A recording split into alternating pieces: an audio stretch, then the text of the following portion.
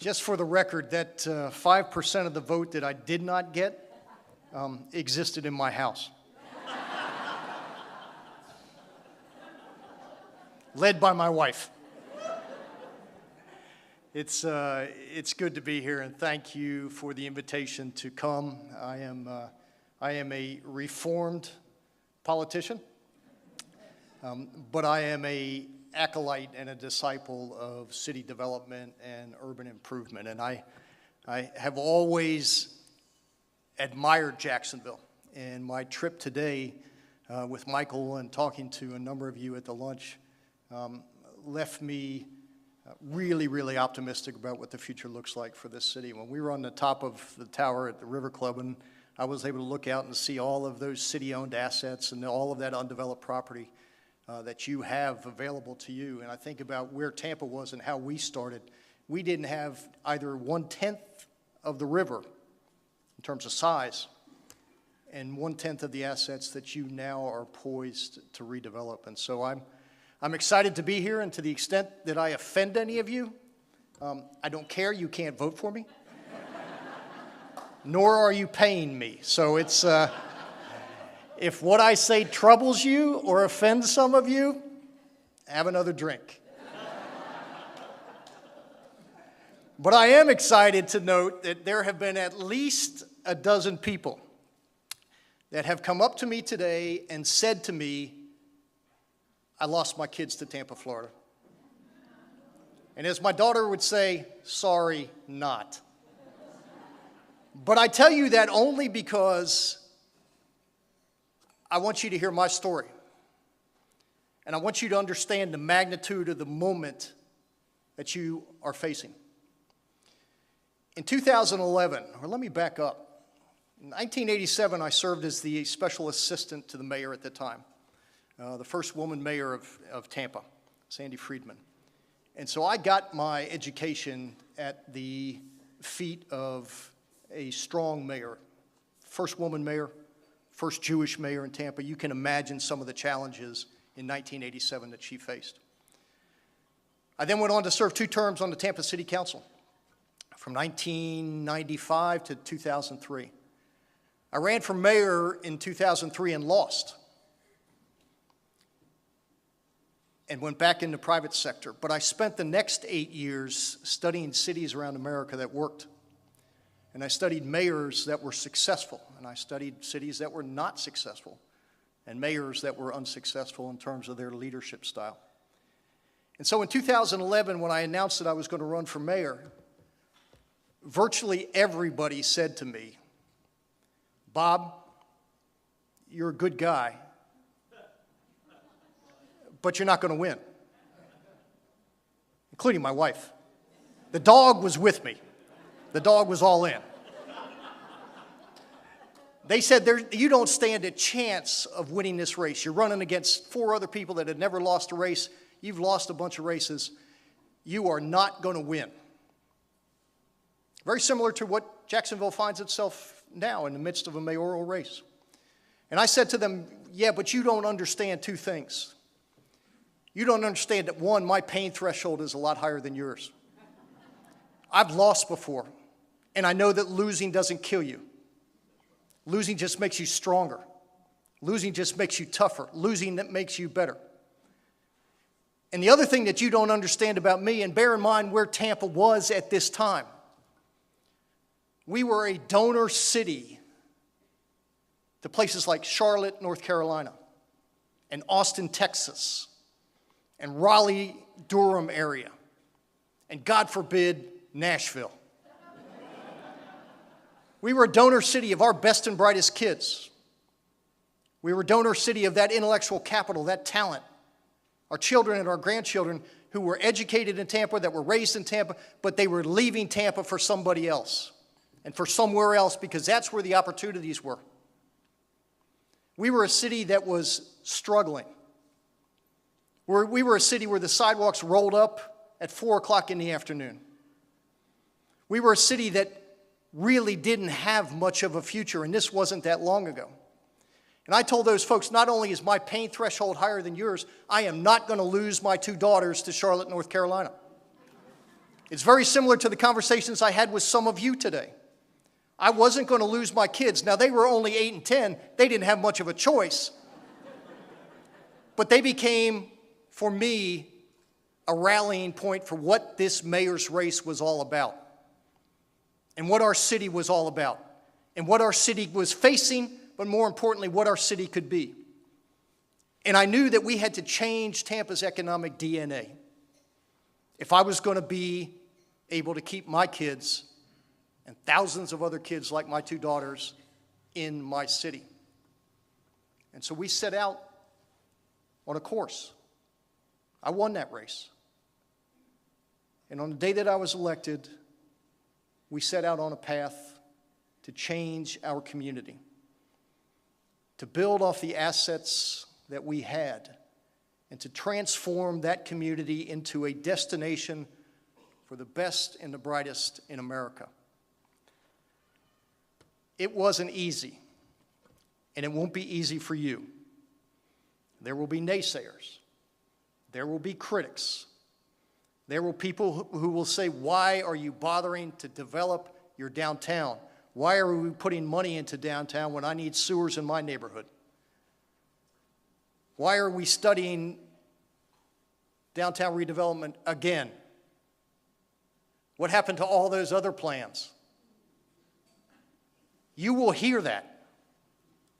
But let me tell you, if you want to create an environment where you are not losing your kids to Tampa, Florida, if you want to be able to compete for the best and the brightest from around the globe, if you want to be a destination for corporate relocations, if you want to be a place where talent wants to come, no company is going to relocate to Jacksonville because you just built a Best Buy in the suburbs.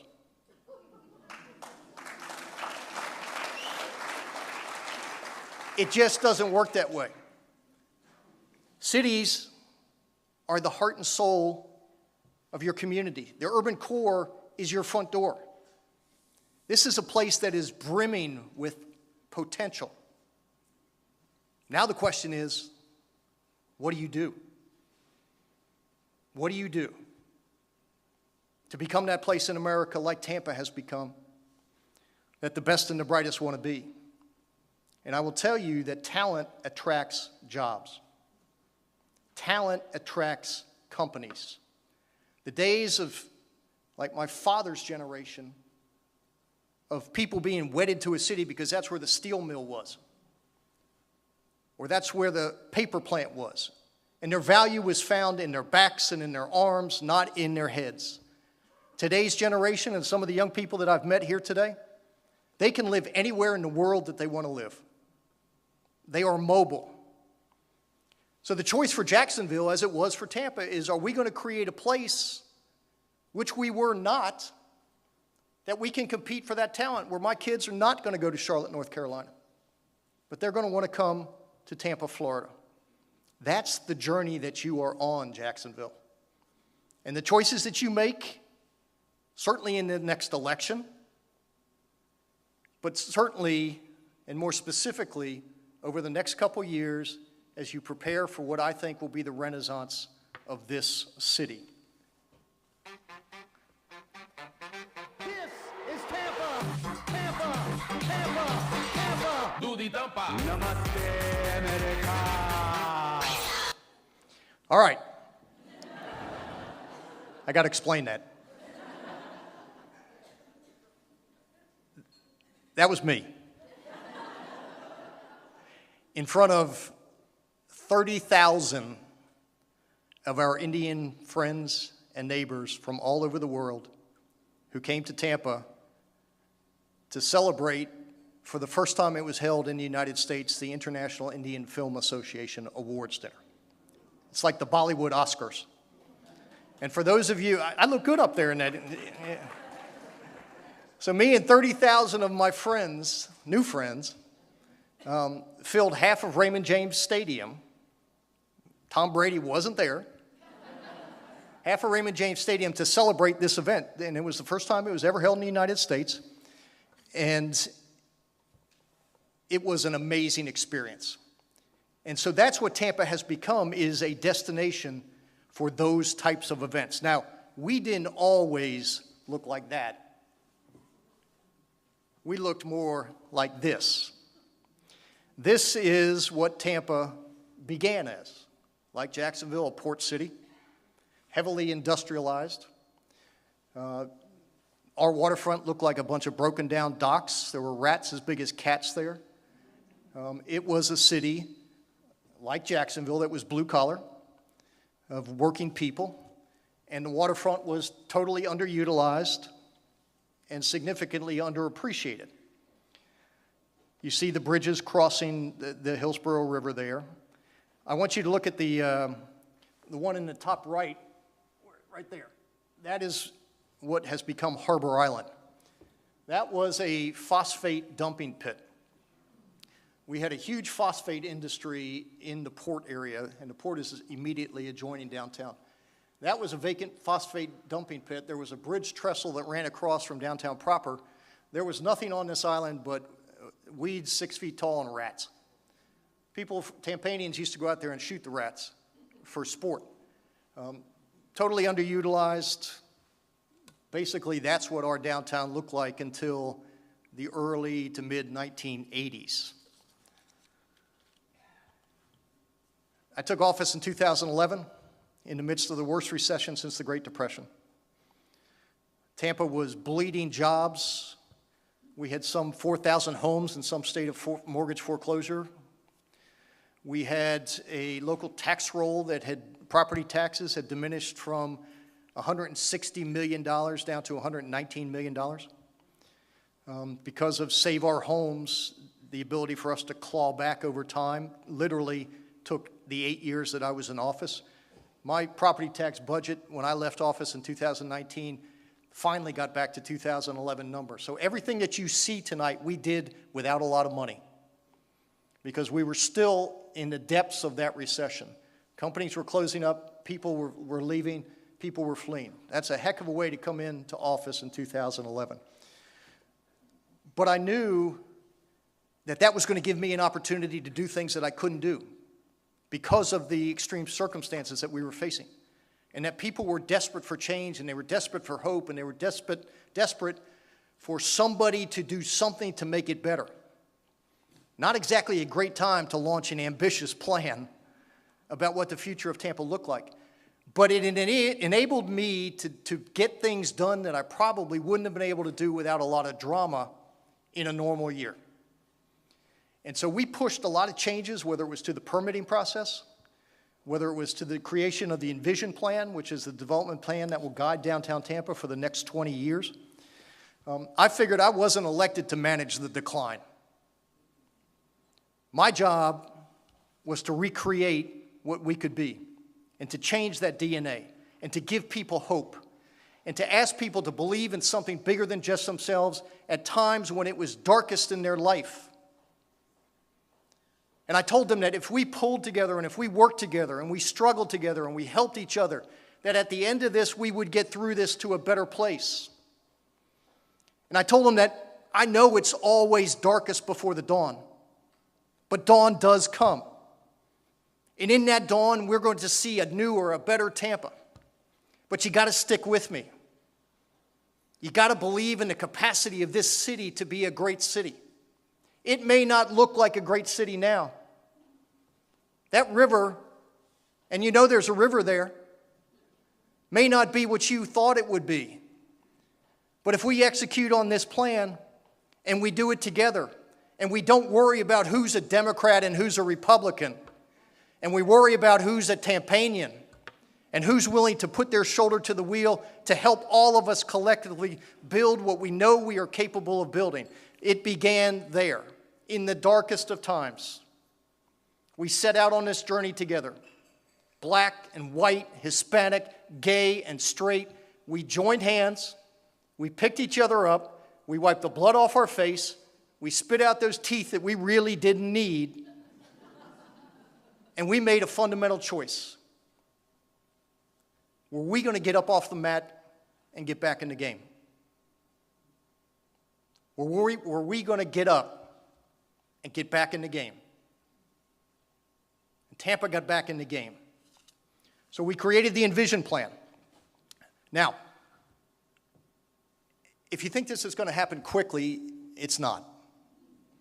I hope your vision is executed quicker than ours was, because the Tampa Riverwalk was 6 mayors and 40 years in the making. Mayor Billy Poe in 1974 started out selling wooden planks like I think Mayor Godbolt did, selling wooden planks that families could put their names on, and that was the beginning of the Tampa Riverwalk. It was nothing more than a glorified fishing dock. I still have people ask me, families, do you still have those planks? I'm like, no, the termites ate those planks. But that's how it started. And each mayor did a small portion of it. Now, not every mayor had the same commitment to it. You know, in mayoral administrations ebb and flow, and priorities ebb and flow, and candidates ebb and flow. And so the city tends to move in fits and starts. We did some of the same things. Each mayor did a small portion of it, but for most it wasn't the all-consuming desire that it was for me, because I knew this is our differentiator. Cities that have water have a competitive advantage if they do it correctly, and if they take advantage of that competitive advantage and that waterfront. Just think about the hundreds or thousands of cities that don't have a river running right through it. Think about how they wish they did have a river. And think about what an asset that river can be for you as you move forward. Fortunately, for the mayors that followed me, each of them invested public money in critical facilities, public venues. None of them were connected. All of them were on the water. Some of them were built in areas that you would never have imagined that they would be successful. But each of them contributed in their own way to creating what I call sort of the jewels of the necklace that are now connected together. And so now you can walk from the History Museum right here or the Florida Aquarium right there and walk all the way around those 2.5 miles, touching each of these things. We have the cruise ship terminal. We have the Amalie Arena, which I'll talk about later, which is where the Stanley Cup Tampa Bay Lightning play. The Tampa Children's Museum, Tampa Museum of Art, the Straz Performing Arts Center, which is the largest performing arts center in the southeast United States, south of Atlanta, and also the Convention Center. None of them were connected. That's what the Riverwalk does. It provides that linkage for all the investments that your city has already made in the public arena. Now, well, in 2012, I was able to, after a lot of lobbying, and we had been turned down twice, convince the Obama administration to give us a Tiger Grant. And a Tiger Grant is generally used for cities to do roads and bridges and tunnels and things like that. We were able to convince them of the value of the Riverwalk as a pedestrian thoroughfare, taking people off of congested streets, opening it up to bikes and other vehicles.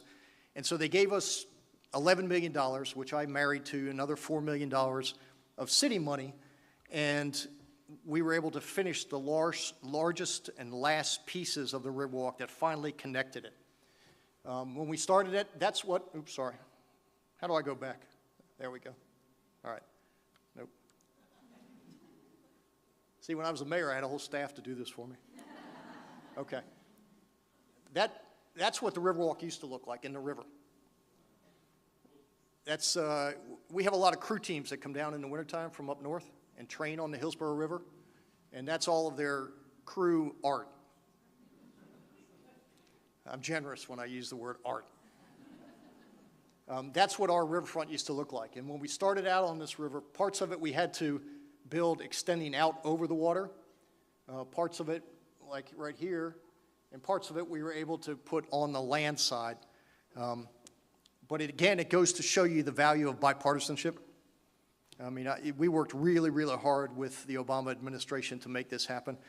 When that Riverwalk was named as one of the people's choices in America, I literally called up the former Secretary of Transportation, Ray LaHood.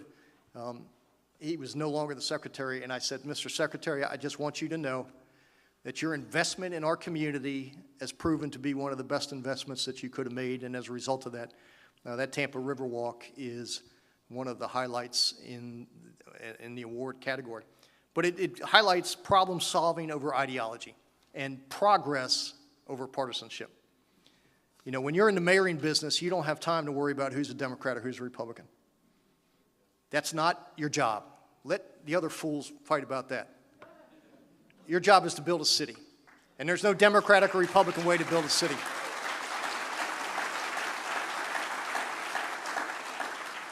When I was the mayor, I'm a Democrat, but I had a great working relationship with Governor Rick Scott because I knew he could help my city.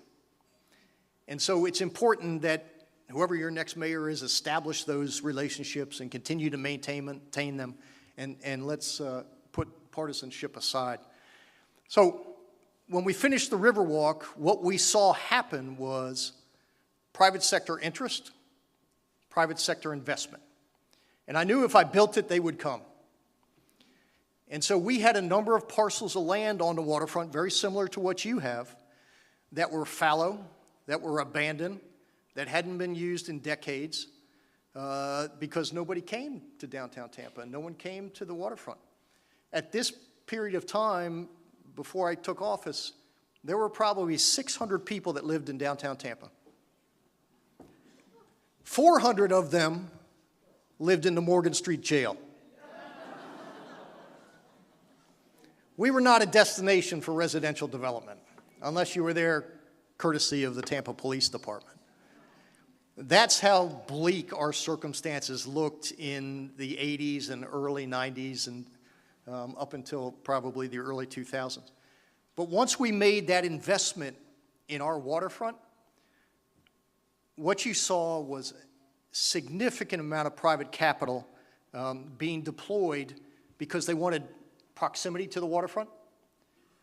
They wanted access to the water. They knew their buildings would be significantly of greater value by proximity to the waterfront. They knew that those young workers who wanted to live, work, and play in the downtown core wanted to be in close proximity to the water. The water will become the magnet for everything that you do. And hopefully, eventually, when I come back in 10 years, it will be the center of your urban experience, not the northern or southern edge.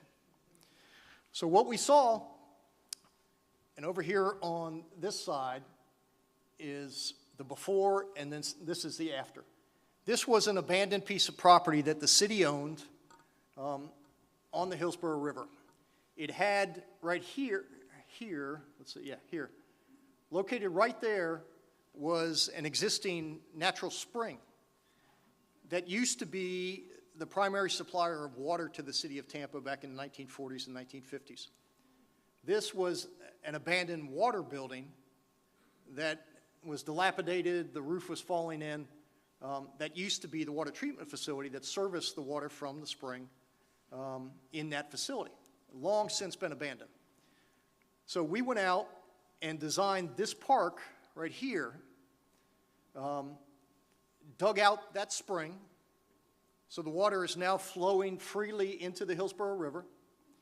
We made this a park, and I can't say this enough. Downtown's got to be open to everybody.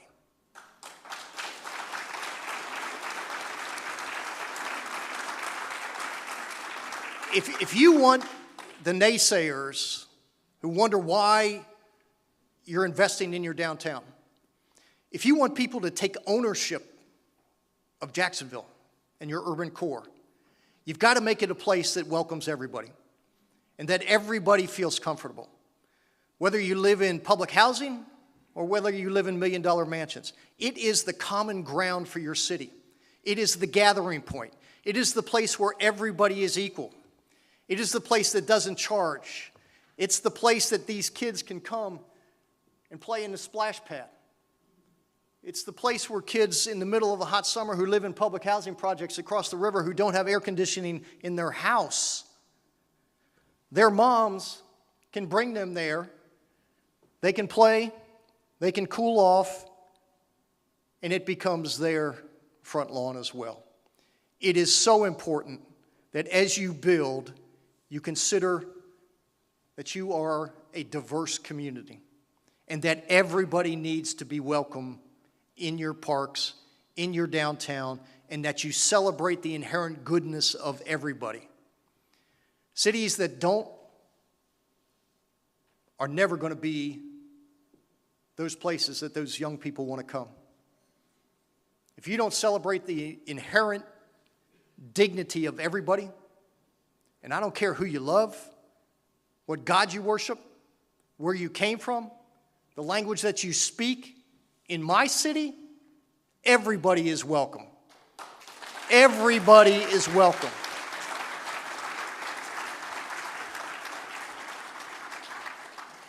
So we dug the spring out, and this building right here was known as the Waterworks building.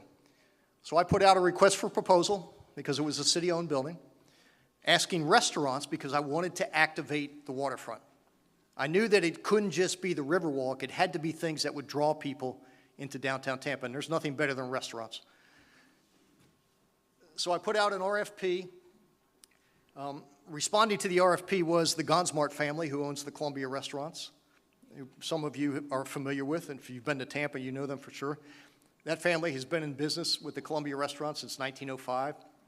It is the longest serving family-owned business in the state of Florida.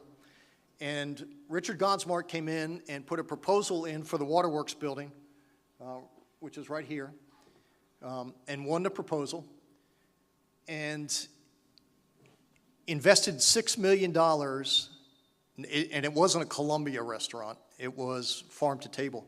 $6 million in that building when everyone told him, don't do it, you're crazy, no one's going to come down here. It's not a place, you're way ahead of your time, including, and I told this story at lunch, including some of the founders of another famous Tampa chain who know a little bit something about the restaurant business, and that's the Outback guys. They told Richard, you're crazy, don't do it, don't spend any money there. It's not going to work. Richard made his $6 million back in the first year. But you see how we opened it up to the waterfront with a little bit of something for everybody. This is the continuation of the Riverwalk running around Waterworks Park. Again, this city built this. We put this band shell up here, a lot of splash pads for the kids, the bridge over the lagoons that were carved out. You see the lagoons right there. The day we opened this park, there was a mother manatee and a cub in that lagoon. Not a cub, but whatever they call them. And contrary to popular opinion, that did not end up on the menu at Eulalie. But the restoration of that spring, the building of that park, and the repurposing of that old building puts properties back on the tax roll. And so the ad valorem property tax that Richard now pays on that, plus the sales tax and all the alcohol tax, is going to more than compensate the city for our investment over here. So all right. This is what the old building looked like. This is the old Waterworks building. There's the spring as we were building it. There's the spring as we were digging it out. This is what it looked like when it was a functioning spring providing water to the city of Tampa. Those are not my daughters. And you can see what it became. This is some of you have been to the Eulalie restaurant. This is the restaurant, open space, activation of the outdoors, creating literally a massive patio and a front lawn. That is the spring and the lagoon that leads out into the Hillsborough River. There is what it looks like at sunset. He's killing it, absolutely killing it, and provides another anchor along the Hillsborough River that helps to activate it, energize it. We put boat slips out there for people to pull up on their boats. There's a river taxi that now runs through a couple of these destinations, dropping off people 18 hours a day. And as you move further up the Hillsborough River, this is what was known as the Tampa Armature Building. Right there. That was where the trolleys in Tampa, Florida, when Tampa had historic trolleys years ago, we've brought them back. That's where they used to be repaired, right there, in these big bays. That building was a functioning machine shop.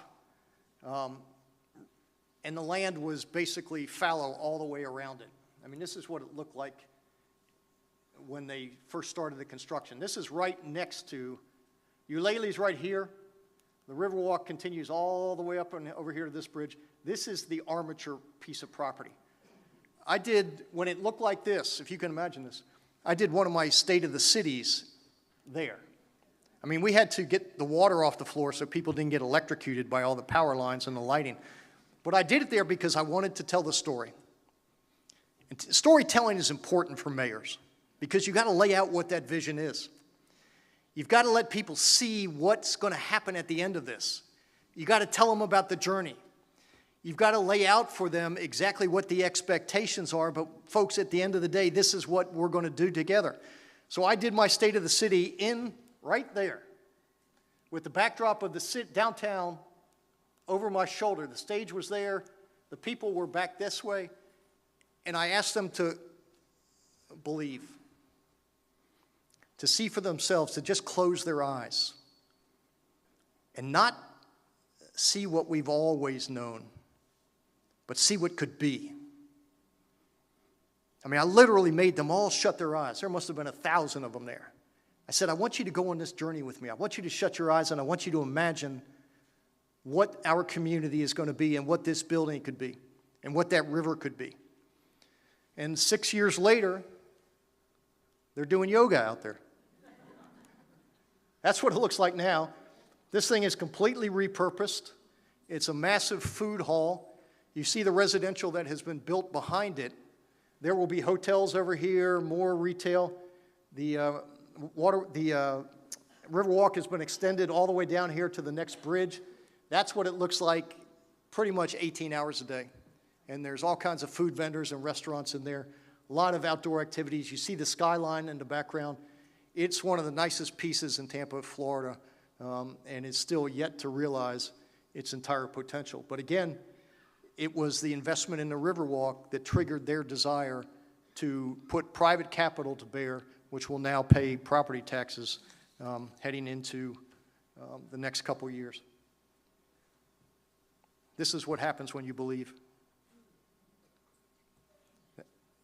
That's when I called the Secretary of Transportation.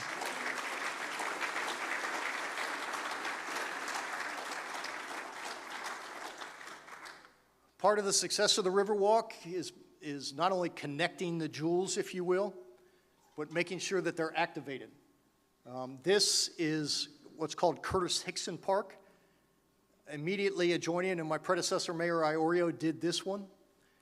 This is the Children's Museum here, and the Tampa Museum of Art, which is just in the midst of a $100 million expansion, is right here, again, fronting on the Hillsborough River.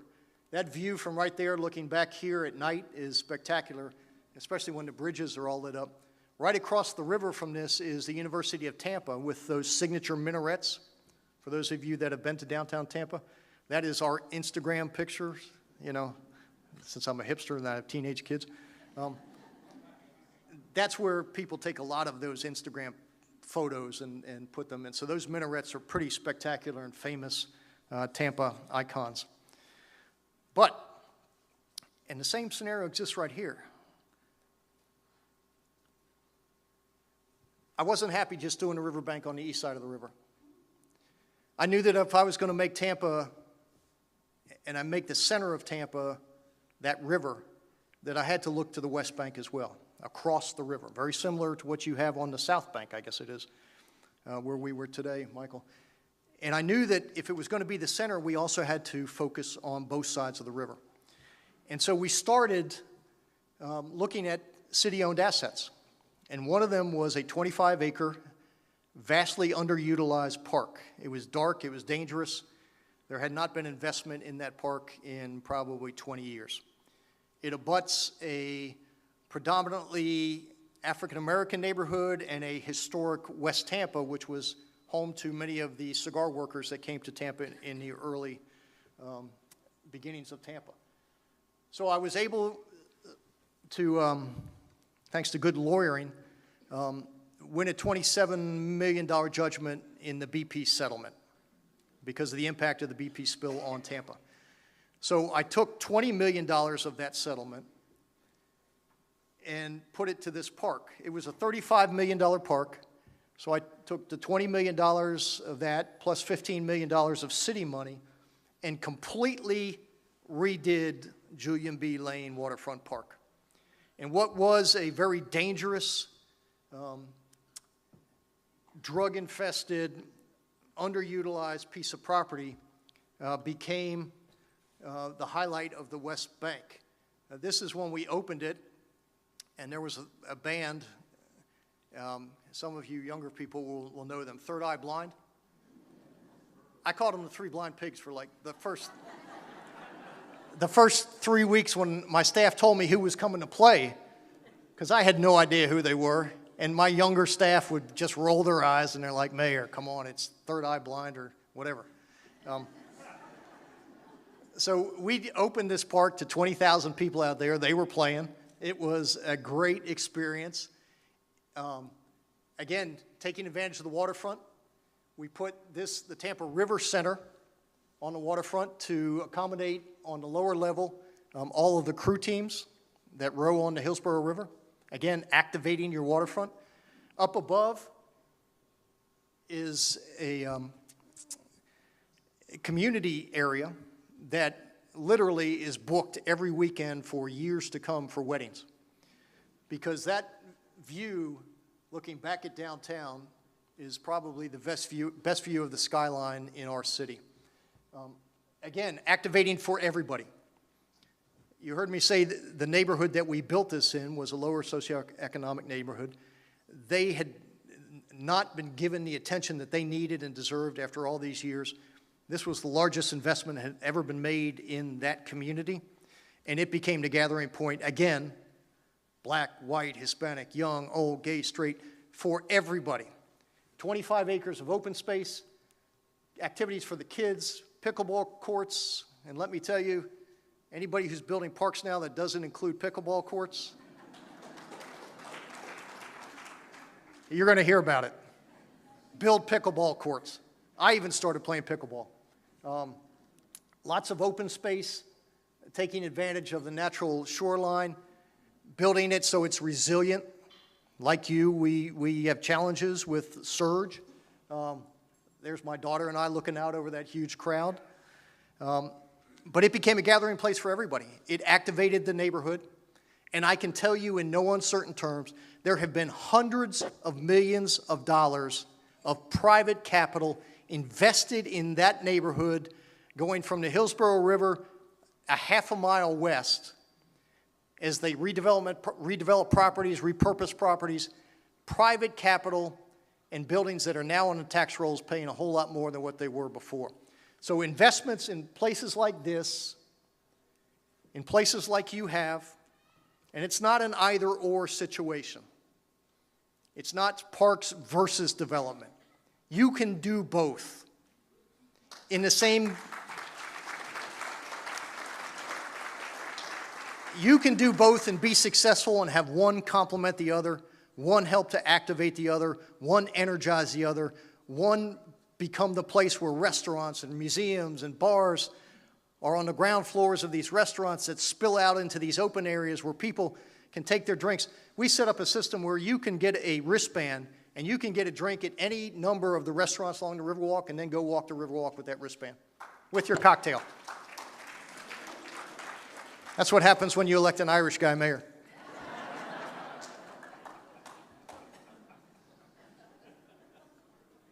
This is, you got to turn this volume up on this one. Julian B. Lane Riverfront Park, Tampa, Florida.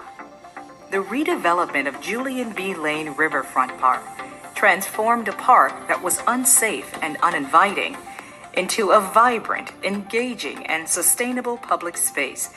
This riverfront park was part of a broader effort to reorient downtown Tampa around the Hillsborough River and revitalize West Tampa. The West Tampa plan, which identified this park for investment, resulted from Mayor Bob Buckhorn's participation in the ULI Daniel Rose Fellowship Program.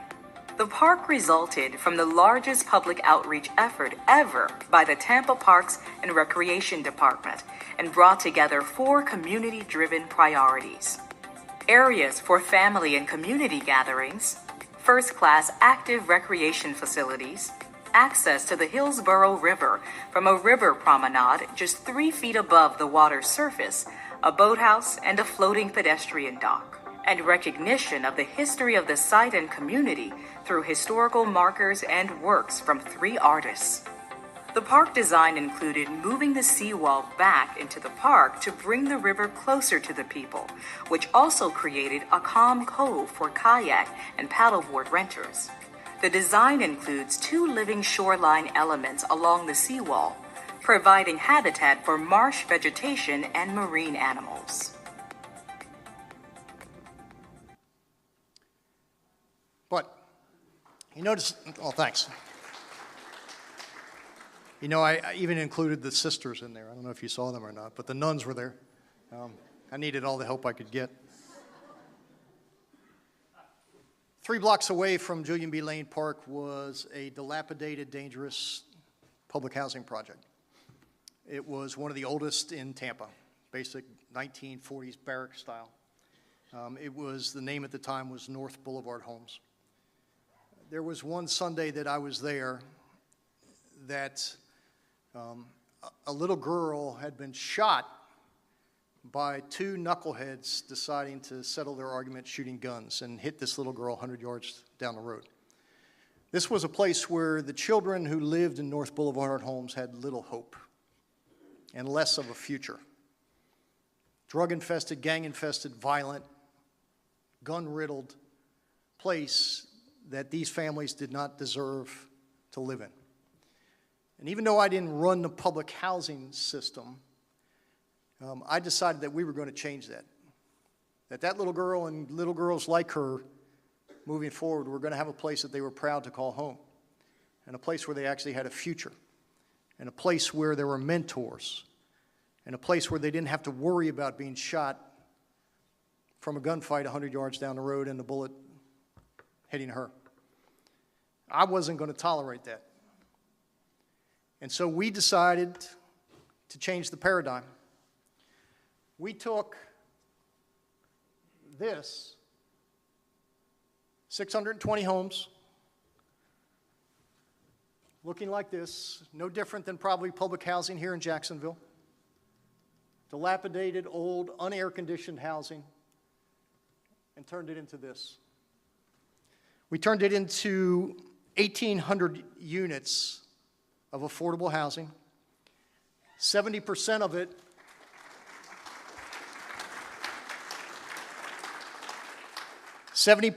was affordable, 30% of it was market rate. At build out, what was this is now this and this and this, will result in a $500 million investment into the West Tampa neighborhood. But more importantly, give hope to folks who, but for their circumstances, had no hope. And give them an opportunity to live in good, decent housing. It may be subsidized housing, but they deserve the same opportunity for the same life that my 2 kids do on Davis Islands.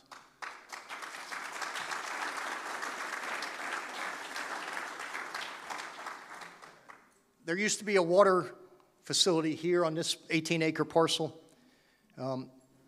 And it's immediately adjoining the Hillsborough River. It was one of our water plants. And so I said, no. We're going to demo that. I'm going to move you. And then I'm going to take these 18 acres and we're going to put it out on the open market for private developers to come in and bid on this and to give me their best ideas. There will be on this site, the current mayor, Mayor Castor, continued that plan. There will be on this site $300 million investment, 600 units of mixed use, 40% of the project. $75 million will go to women and minority-owned businesses on this project to give the people in the neighborhood an opportunity to share in that prosperity. This is sort of the fact sheet on that particular project. We've got a Publix coming in there because it's basically a food desert. And this is 4 blocks off of the Hillsborough River. I mean, you talk about an underutilized piece of property in an underserved community, this would be a classic example. That's not the case now. Okay. Here comes Water Street.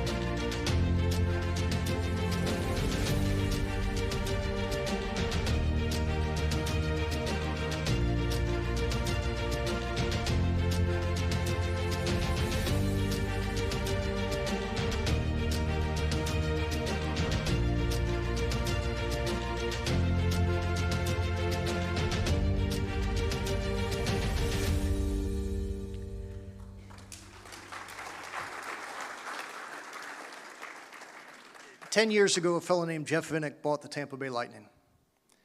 He was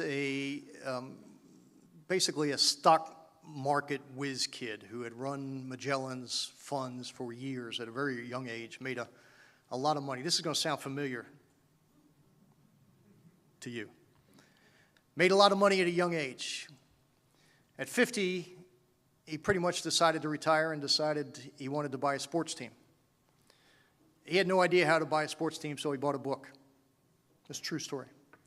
Bought a book and read the books and learned how to buy a sports team.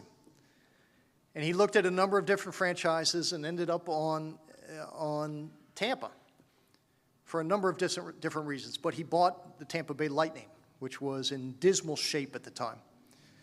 Losing franchise, losing fans, losing everything. So Jeff bought the Lightning, moved his family to Tampa, moved his businesses to Tampa, and started the process of rebuilding the Lightning and the customer experience. Along the way, I had just gotten elected. And after listening to me for 2 years preach the gospel of Tampa and lay out the vision, and the Amalie Arena is virtually on the water. And so he noticed, and bear in mind this was in the midst of that recession that we just lived through, there were a number of large surface parking lots around the entrance to the Amalie Arena. And Jeff, being a shrewd investor, realized that they were undervalued. And he bought a number of them using LLCs to kind of hide his activity, but bought a vast number of them around the entrance to the Amalie Arena, which is where the Lightning play. And so he accumulated over time a significant number. And then Jeff, who is not a developer, had no desire to be a real estate developer, he's become a developer, went out and hired some of the best talent in America to help him create this plan that sort of married the vision that I had been preaching for so long. about the activation of the waterfront and creating this place where young people wanted to be and how we were going to be more competitive. And so he created, along with a guy who you may have heard of, Bill Gates. We pitched Bill Gates' investment fund, Cascade, on being a partner in this deal. And I don't know that Bill Gates even knows that he owns 70% of this, but he does. But that fund became Jeff's partner. And so the resources that were there for us to be able to do a lot of really exciting things. He went out and hired some of the best architects and the best land use planners, created the first well district. Now, there are well buildings. These are buildings that are designed to encourage healthy living and through all kinds of things like air filtration and the types of trees you plant. He created the first well district ever in this Water Street development. Over the last 5 years, all through COVID, all through all of what we have just gone through, he has been building. Much of what you just saw there is only recently opening up. We then took the USF Medical School, University of South Florida's medical school, and moved it from the main campus into the Water Street development. So USF, again with the help of the state of Florida and Governor Scott at the time and Speaker Will Weatherford, created a medical school in downtown Tampa. So we were building a medical educational cluster that will help drive the economy moving forward. I was famously quoted as saying, much to the chagrin of the Tampa Bay Rays who would like to be on the Tampa side, I said that the relocation of that medical school is more important than the Tampa Bay Rays coming here. Because we're talking about creating real jobs and real opportunities, attracting world-class researchers, world-class faculty. Those medical students tend to stay within 60 miles of where they do their residency, so we are now building an entire intellectual cadre of bright young people. There will be companies who will want to relocate around that medical school to take advantage of the research that takes place there. Tampa General Hospital is right across the river, and so that's the main teaching hospital for the USF Med School, and so the connections are great. That cluster, that medical educational cluster in your urban core is significant. It's a game changer for a city. If you have universities here, get them to invest in your downtown core, get them to build in your downtown core, and I guarantee you it will change the dynamics. This is what Water Street looks like now. You see over here, I mean, this is the vacant, these are all the properties that he bought. All of this, all of this, all of this. You see what used to be surface parking lots there. That's sort of the master plan. That's what our city looked like 2 years ago. There were more tower cranes than I had ever seen in downtown Tampa. I think there were 15 tower cranes on this site alone because unlike most developers who are playing with other people's money, you know, Vinnick and Gates, they got the money. They're not worried about the market cycles. They can build for the long term and build the quality because they know that they can withstand the ups and downs of a traditional office development market. Paid for world-class design, as you see in these. We wanted to make sure that this was a signature project, and it wasn't a cookie-cutter office building. It was world-class design that people would be proud of. Big food court, outside food court on the water at Sparkman's Wharf. They opened the first 4-star hotel in Tampa, the JW Marriott, and then this week they opened the Addition, which is the first 5-star hotel in downtown Tampa, designed by Ian Schrager. This will show you how the landscape has changed with the animation. That's what it used to look like. Not now.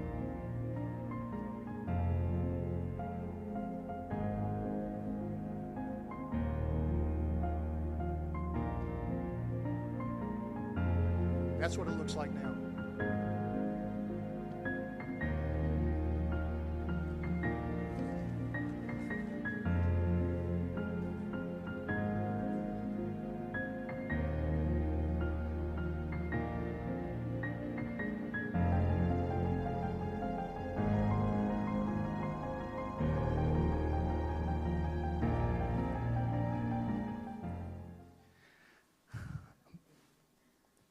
million square feet of office space, 1 million square feet of retail and cultural, 3,500 residents for rental or for sale, 629 new hotel rooms, 727 renovated hotel rooms, Tampa's first five-star hotel.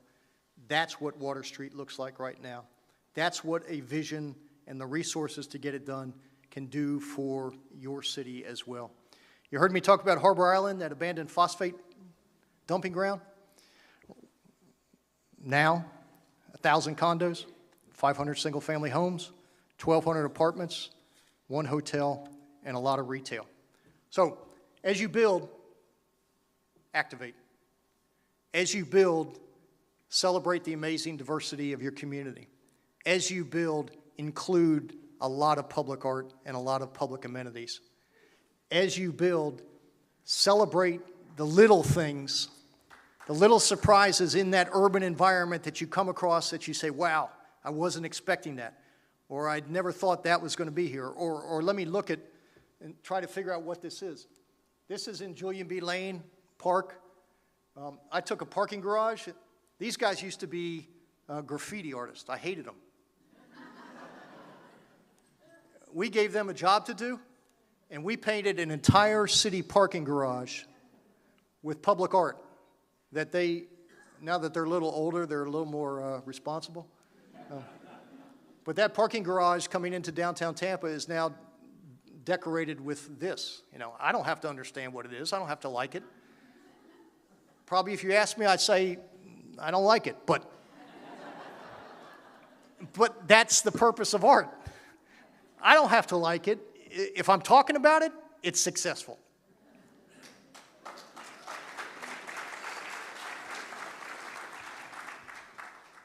Getting back to making your Riverwalk and your riverfront something for everybody, we set up a committee that honored the pioneers of Tampa that helped make our city what it is today. You have to be dead, so I'm not going to be on there. You have to be dead for 15 years, so I'm not planning on being there for a while. But we honored going back to the Seminole Indian tribe, and we set up a committee of historians, so you keep the politics out, so you don't put your brother on there or your uncle, of historic people in Tampa's development. And there are many, many contributions going back to the days when Tampa was just a U.S. fort, and the Seminole Indians were still largely in control. So celebrating the contributions of all of our citizens is really, really important. The other key, activate the hell out of it. I created more events than you can possibly imagine. And the reason I did it was because I knew if I could create events that would bring people downtown who had not been there before or had given up on downtown and they saw what had happened, they would look around and they would inevitably say, dang, look at this. Look what happened downtown. I've never knew this was here. I used to go out and walk the Riverwalk. I'd put sunglasses and a hat on, and I would eavesdrop on people. I'm hoping they didn't know who I was. And inevitably what you would hear, particularly from longtime Tampanians who had never come downtown because they had written off, you would hear them say, wow, what the hell happened here? When did all of this occur? This is really cool. I want to take my family here when they come and visit me.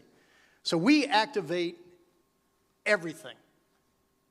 You elect an Irish guy mayor, he turns the river green. That river, you would have a little trouble. Your river's a little bit bigger. That event, that St. Patrick's Day event, has become one of the top destinations on St. Patrick's Day in the country. I mean, we turn that river green and people just have a blast. Everybody's Irish that day. Those are the minarets across the river, those signature parts of the University of Tampa. Obviously, everybody knows Gasparilla. Most of you probably will deny ever showing up there. But it is like Mardi Gras in Tampa. It is a big deal for Tampa when we all dress up as pirates and do things that our wives normally don't let us do. That is, I think, the third or fourth largest parade in the country. There will be 400,000 people on Bayshore Boulevard in advance of the invasion of the pirates, the mystic crew of Gasparilla, and it's a big Tampa thing. So if you haven't been down there, get your hall pass, come on down. I can't get you out of jail anymore, but have a big time. Balloon Fest. We lit up all the bridges, as you guys did as well.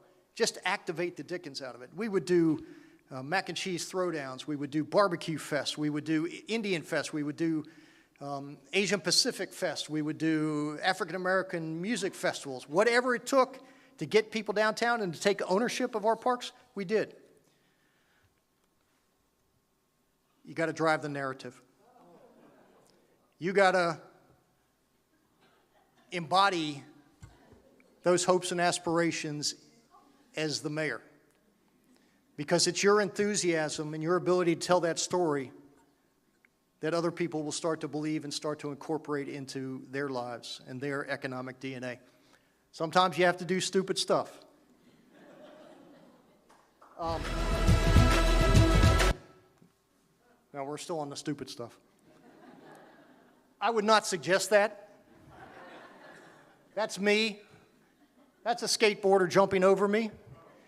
We had just opened up a new skate park, and they're like, Mayor, let him do an ollie over you. And I looked at my staff, I'm like, what's an ollie? And they said, oh, you can just lay down, and the skateboarder's going to jump over you. And I'm like, is it going to hurt? Will I have any ribs left in case he misses? Fortunately, he did not miss. I survived. I lived to talk about it. But it's about being all in and being a believer in your community. If you want my help, me and the boys are happy to come. That's me on the 50 cal. One of my highlights of my days as the mayor. Contrary to popular belief, I didn't point it at the media. Although some of them thought I did. I didn't, and I was shooting blanks. So it was all good. But what happens at the end of this process, although cities never really reach an end, can be magical. What happens when a city comes together and pulls together and believes in each other and believes in the narrative and starts to incorporate it into their DNA.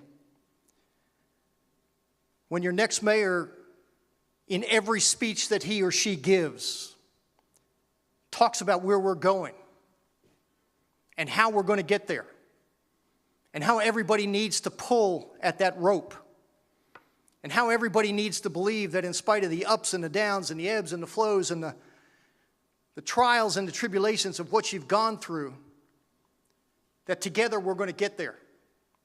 When that happens, it's magical.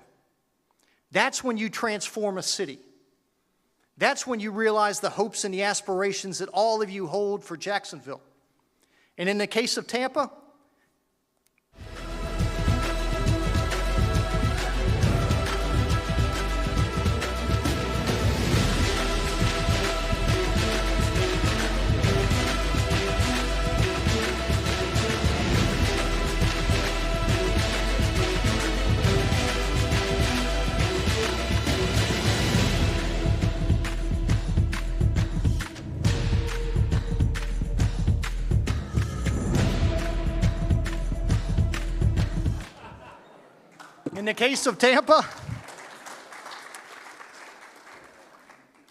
the waterfront becomes the focal point for everything you do.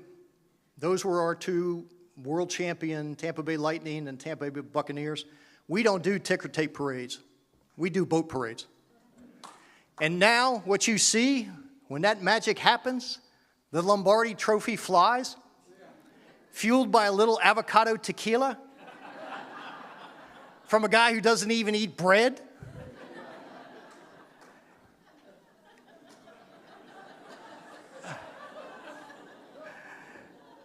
I didn't put the part in there of his backup quarterback kind of helping him through the crowd.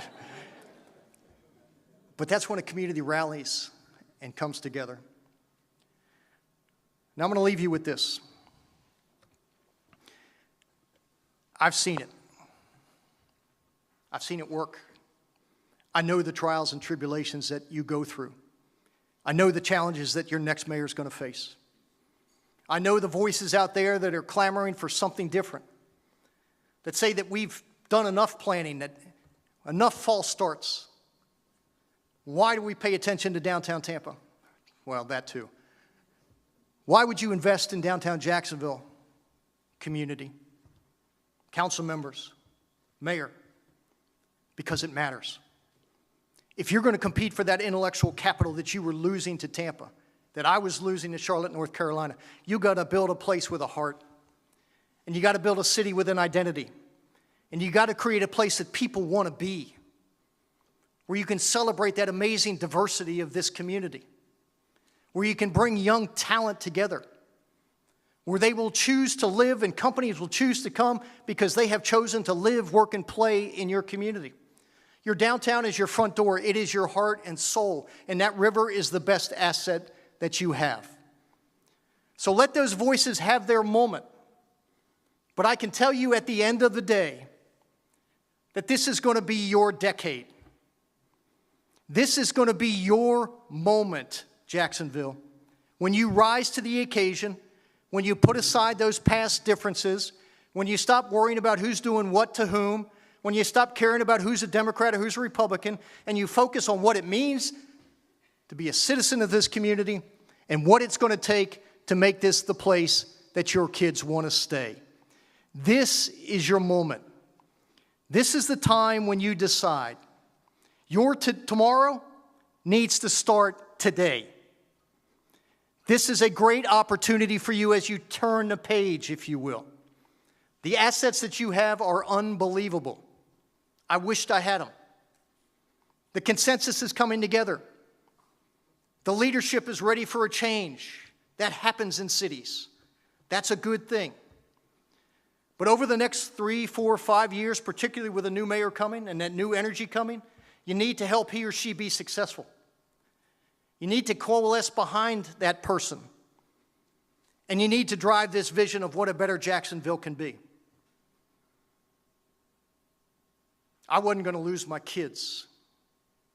That's why in 2011, when they said I couldn't win, I set out on this journey. Understand the magnitude of this moment. This is your time. This is your window. This is when your amazing history and hope meet. Jacksonville, you've had great leaders, elected and unelected, that have given you your roots. It's time to give yourself your wings. Let's get it done, Jacksonville. Thanks. Thanks so much. You bet, Michael. Let's hear it for Bob Buckhorn.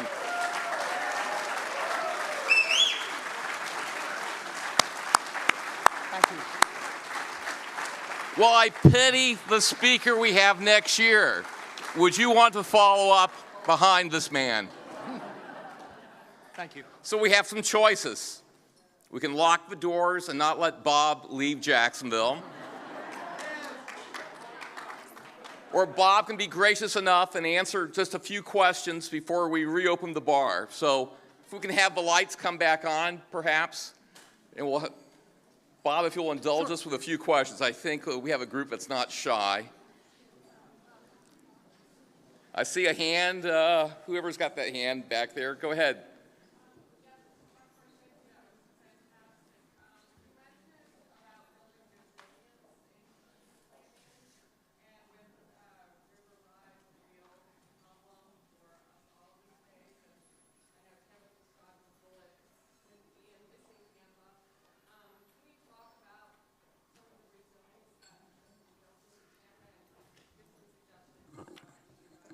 Everybody hear the question? The question was, in light of our current climatic changes, how do you build resilience into a city? And how do you make sure that you're able to accommodate Mother Nature? Well, I can tell you that had Irma hit Tampa, or had this storm that just missed us been a direct hit of a Cat 3 or above, the mayor's office would have been 15 feet underwater.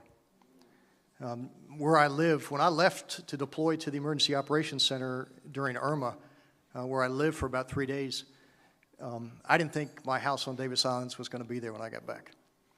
And so building resilience and resiliency into what you do moving forward is absolutely critical.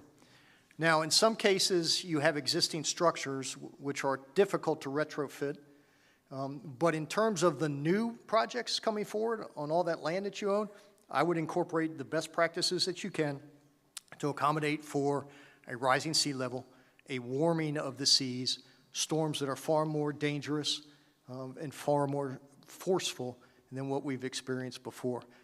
You have an opportunity to do that. Tampa, we did it in Water Street, but Tampa is largely built out, and so it was more difficult for us.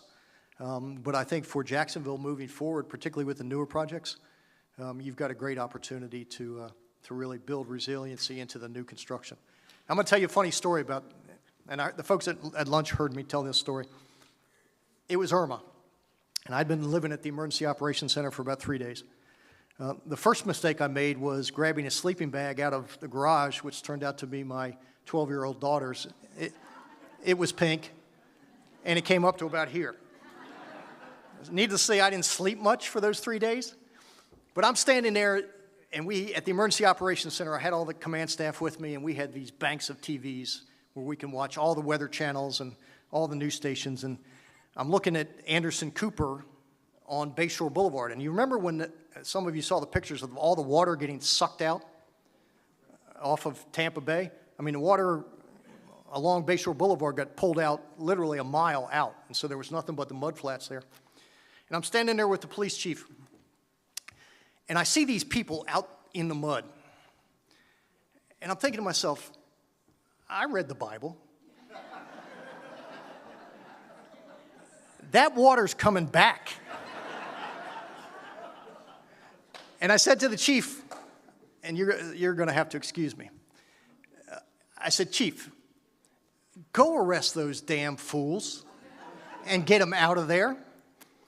And I looked behind Anderson Cooper, and there was my 17-year-old daughter. I said, Chief, go arrest all of them but her. Bring her to me. She was out there with her 17-year-old friend. You know, she was smart enough to put her hoodie on because she knows Daddy's going to be watching. And there she was out there. But resiliency, build it into your plans, pay for it. It's absolutely worth it because this is our new reality in terms of climate change. Let's have one more question. Go ahead. How big a role did public incentives play in the development of downtown Tampa? And at what point in that incentive process, you talked about the importance of world-class designs, at what point in the incentive process did the developers get locked in to you knowing what the final design was going to look like? Interesting question. Every city does it differently. I'm a big believer in being very prudent with the public dollars. I mean, I will fight for that last nickel in every negotiation because it's not my money, it's their money. And for us, we didn't really get into a bidding war with developers. Our investment was going to be in the public nature of these projects that I knew would attract developers who would come of their own volition. And they may try to come to the city and ask for subsidies. But for the most part, we didn't do subsidies the way other cities may do it. Now, the one, you know, and that's not to say it's right or wrong, it's just the way we operated. And they wanted to be in close proximity to the project that the public had invested in, which was the river. The one exception to that was in the Water Street project, we have a tax increment financing district in Tampa, where all of the increase in the valuation of the buildings, that revenue stays in that district. So it becomes self-perpetuating.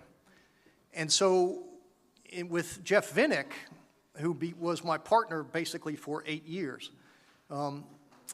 he was going to invest what has now become almost a $4 billion project.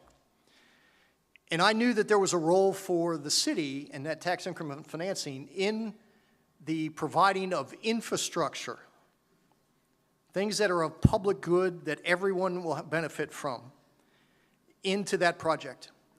So I took $50 million of tax increment financing dollars. The county put in 50, so for a sum total of $100 million. And we basically paid for all the water and sewer lines, the sidewalks, all of the things that aren't sexy, that are underground, that everybody benefits from, not just that particular developer, which enabled him to go spend more money on what you saw there and that incredible design and the incredible project that it has become. Over the time, I didn't take an equity position. I don't, you know, if I was given subsidies, I would want an equity position in the deal so that whenever they flip the building, the city would be compensated for whatever the investment may or may not be. But I didn't have to do that. And so over time, Jeff's $4 billion project will throw off tens of millions of dollars over a 30-year period that will more than compensate the tax increment financing district and allow me to repopulate other projects. So, I mean, that may not work for Jacksonville, it worked for Tampa, but that's how we did it. Thank you, everybody.